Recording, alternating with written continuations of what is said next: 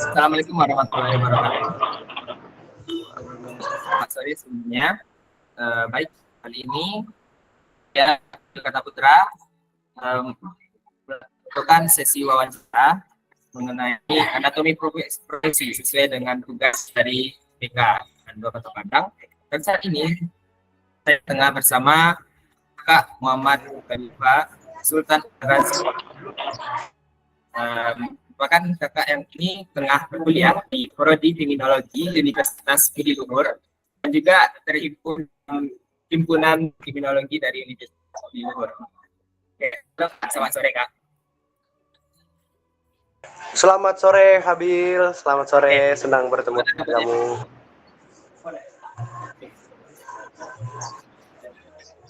Oke Kak, kita kira-kira kita bakal melakukan sesi wawancara nih Kak. Kira-kira bakal ada beberapa pertanyaan yang saya ungkapkan. Oke. Oke Kak. Saja ya Kak. Boleh. Langsung aja. Yang pertama kira-kira saya ingin Kak. Kira-kira deskripsi dari kriminologi itu seperti apa sih Kak? Dijawabkan tidak? Apa? Kurang jelas? Untuk deskripsi prodi kriminologi gimana Kak? Oh, oke. Sebelumnya terima kasih ya Habil atas kesempatannya mengajak Himpunan Mahasiswa Kriminologi Universitas Budi Luhur untuk berpartisipasi di tugasnya Habil. Kita sangat mengapresiasi dengan Habil. Apalagi kan antara UBL dengan Padang kan jauh banget ya. Universitas Budi Luhur ada di Jakarta Selatan dengan Habil yang berada di Padang. Iya, jadi program studi kriminologi ini adalah mungkin yang Habil tahu ya, program studi kriminologi ini program studi yang sangat jarang gitu di Indonesia. Cuman ada tiga universitas. Yang pertama ada Universitas Indonesia, kemudian Universitas Islam Riau, dan yang ketiga ada di Universitas Budi Luhur. Dan rencananya nanti akan buka di Universitas Bangka Belitung, ya kan, Universitas Muhammadiyah di Bangka Belitung. Jadi program studi kriminologi ini adalah program studi yang mengajarkan atau belajar tentang tipikal-tipikal kejahatan. Jadi nanti di program studi kriminologi ini kita belajar 4 aspek di kriminologi. Itu ada kejahatan, ada korban, ada pelaku, sama ada reaksi masyarakatnya. Selain kita belajar tentang kejahatannya, apa sih kejahatan itu, dan kita akan belajar juga yang namanya pelaku atau victim, di mana nanti pelaku ada kategorinya lagi, ada pelaku yang bisa victim blaming, pelaku yang merasa dirinya dia itu benar-benar pelaku, atau pelaku yang benar-benar ya dia cuma bohongan aja sebagai pelaku supaya dia nanti dicap benar oleh masyarakat. Dan yang ketiga ada yang namanya si korban. Korban ya adalah yang didefinisikan korban itu adalah seseorang yang merasa dirugikan, dan yang terakhir ada reaksi masyarakatnya juga. Jadi itu Kabil kurang lebih kalau misalkan nanya tentang kriminologi itu apa sih gitu. Oke Kak. Oke, kita lanjut ya Kak. Ya, lanjut. Cukup jelas tadi jawaban dari Kakak mengenai kriminologi seperti apa umumnya ya Kak. Kita lanjut segera. Kira dalam kriminologi itu berapa lama ya Kak bakal mengambil, atau berapa lama bakal belajar di kriminologinya, durasi waktunya, dan lalu saat ini Kakak udah semester keberapa gitu?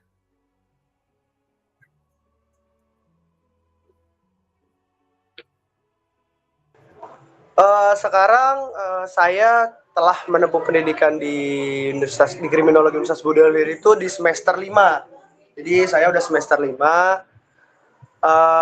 Standar lah kalau misalkan kita kuliah di Universitas Kriminologi, kita akan lulus dengan sekitar 7 sampai 8 semester lah. 7 semester lah.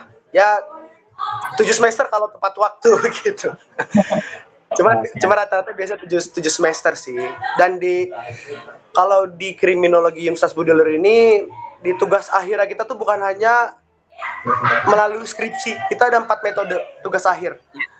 Yang pertama itu ada skripsi, yang kedua ada video dokumenter, yang ketiga itu ada yang namanya social project, dan yang kelima dan yang keempat ada yang namanya artikel ilmiah. kayak gitu. Nah, kira-kira dari yang tadi itu hal yang harus dipenuhi.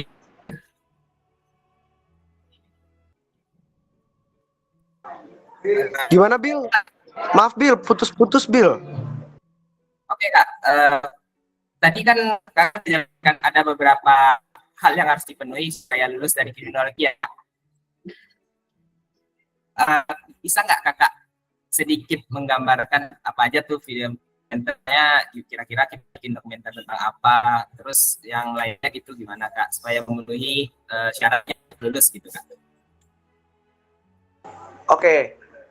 Jadi banyak macam-macam cara-cara kita masing-masing sih, dimulai dari video dokumenter kita bisa ngebuat tugas akhir video dokumenter itu misalkan dengan tema kejahatan restoratif justice, di mana restoratif justice ini adalah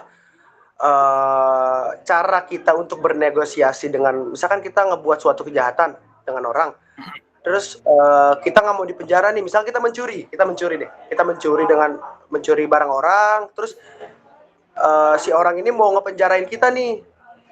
Nah, caranya kita itu ya kita negosiasi ditemenin oleh pihak-pihak yang lain, contohnya pihak polisian. Jadi supaya kita si korbannya ini si pelakunya ini tidak dipenjara, hanya mengganti rugi aja mencuri, misalkan ngebuat video kayak gitu ya. Terus ada yang namanya social project.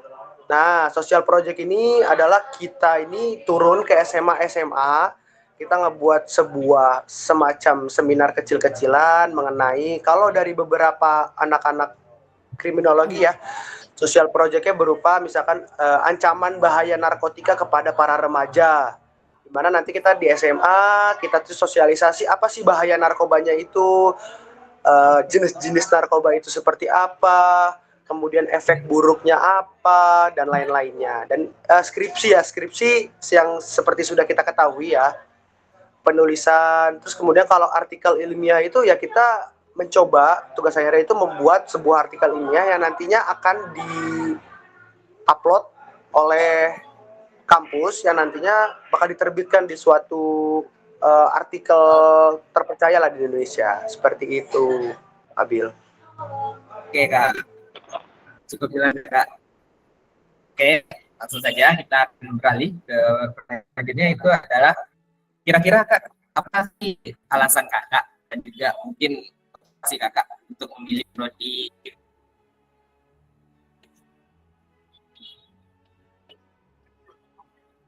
Oh, alasan saya pribadi milih kriminologi ya? Iya Kak.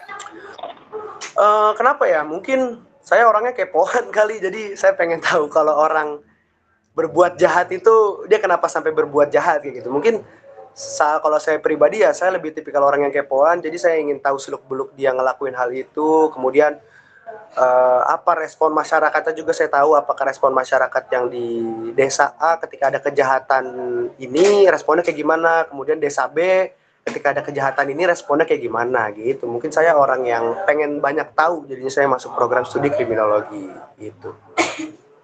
Gitu ya Kak. Dari kepo dan saya Kak, alhamdulillah bisa lanjut sampai semester. Oke. Nah, udah Kak. Yang selanjutnya itu kira-kira Kak, selama 5 semester nih berkuliah di prodi kriminologi, jurusan kriminologi UPL, skill apa aja nih yang dapatin selama kuliah Kak? Oke, selama 5 semester ini ya apa yang didapat dari skill ya, mungkin karena anak kriminologi itu banyak bertemu dengan orang, dimana kan kita kan di bawah naungannya Fakultas Ilmu Sosial ya. Kita pasti ketemu dengan banyak orang, kita pasti bernegosiasi dengan orang-orang yang memang kita mau wawancari. Sebenarnya yang Habil lakukan kepada kami ini, wawancara dengan orang-orang ini, ya inilah kegiatan kita gitu. Misalkan kita menjelaskan atau mencari orang yang memang berperilaku menyimpang kalau di kriminologi itu. Entah itu kalau dari aspek kriminologi, misalkan bisa kita sebutkan lah satu aja ya, misalkan tipikal orang yang menyimpang itu contohnya kayak waria gitu. Jadi kita wawancara dengan waria, kita mengatur gaya bahasa kita agar tidak menyakiti warianya ini, sehingga kita tuh bisa ngobrol dengan terarah gitu, tidak dengan ada yang namanya sakit hati gitu sih. Mungkin kalau dari 5 semester ini dimulai dari skill komunikasi, kemudian kalau di Himakrim skill bekerja sama dengan timnya, kemudian banyak sih sebenarnya skill-skill yang bisa didapatin dari kriminologi, ya itu banyak banget. Kita belajar tentang ngobrol dengan ABH, anak dalam bantuan hukum. Kita ngobrol, bertukar cerita agar gimana cara penyampaian kita agar tidak menyakiti hati mereka. Mungkin gitu sih, Bill. Ya, keren banget sih Kak.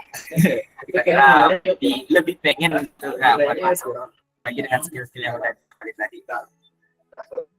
Lanjut Kak, kira-kira suka dukanya selama berkuliah di kriminologi apa aja Kak? Suka duka buat kuliah. Suka duka ya? Iya Kak. Aduh, kebanyakan sukanya lagi daripada dukanya. Oh, paling dukanya ini aja. Jadi kemarin ini saya cerita sedikit aja ya, nggak apa-apa ya, sambil cerita sedikit. Jadi kemarin tuh waktu semester 1 kita tuh langsung dikasih tugas turun lapangan di mana kita mewawancarai waria gitu. Dan wawancaranya ini wawancara bukan virtual, tapi kita ketemu langsung dengan waria, yang dimana kita mewawancarai di lingkungan kawasan yang memang daerah situ tempat tinggalnya waria. Jadi mungkin agak takut sedikit lah ya, takut dia apa-apain gitu. Selebihnya tuh seru banget kok. Kita turun lapangan, kita ketemu sama orang-orang yang memang unik gitu, yang belum pernah, mungkin saya pribadi yang belum pernah saya ketemuin gitu. Kita ketemu, kita ngobrol, kita bertukar pikiran. Jadi yang dari mahasiswa Universitas Budi Luhur ini paham, oh ternyata dia ngelakuin hal ini tuh karena ada beberapa hal ya, jadi nggak asal dia melakukan itu gitu sih mungkin, Bill. Oke Kak, baru semester 1 ya Kak udah disuruh turun lapangan ya Kak. Oke, kita lanjut Kak. Kira-kira sudah duka tadi Kak yang udah dijelasin. Pengalaman berharga Kakak selama berkuliah itu apa aja Kak?